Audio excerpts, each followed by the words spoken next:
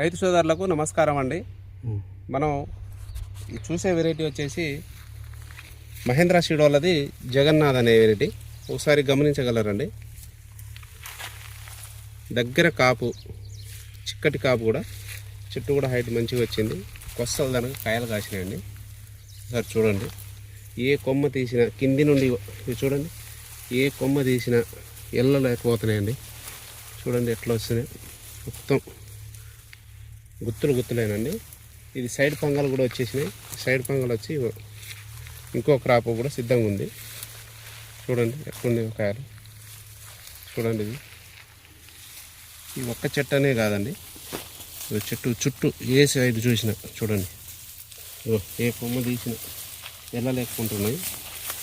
చూడండి కాయలు. అవతల చెట్టు చూపించండి. చూడండి ఇది కాసి కింద అసలు వరిగిపోయిందండి. అసలు చెట్టు మీద చెట్టు చూడు, పచ్చికాయలు ఎట్లున్నాయి. ఇది వచ్చేసి మార్చి 15వ తారీఖు అండి. ఇది మార్చి 15వ రోజు కూడా చూడండి కాపు ఎట్లుందో. జగన్నాథ్ అండి ఇది.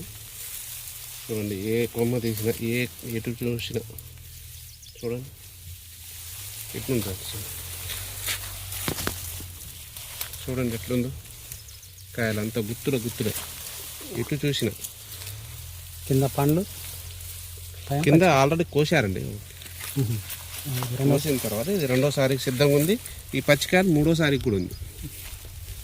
చూడండి ఏ చెట్టు తీసినా చూడండి, ఏ మండ తీసినా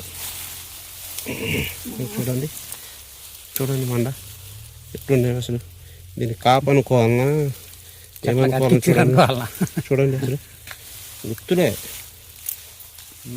ఇట్లేపు జనం మెచ్చే జగన్నాథం అండి. మహేంద్ర వాళ్ళది జగన్నాథ్. చూడండి చుట్టూ ఏ సైడ్ చూసినా, ఏ కొమ్మ తీసినా ఇట్లా వరిగిపోయినాయండి. చూడండి ఇది మూడో కాపుకు సిద్ధమండి. ఇది చెప్పలేదు. చూడండి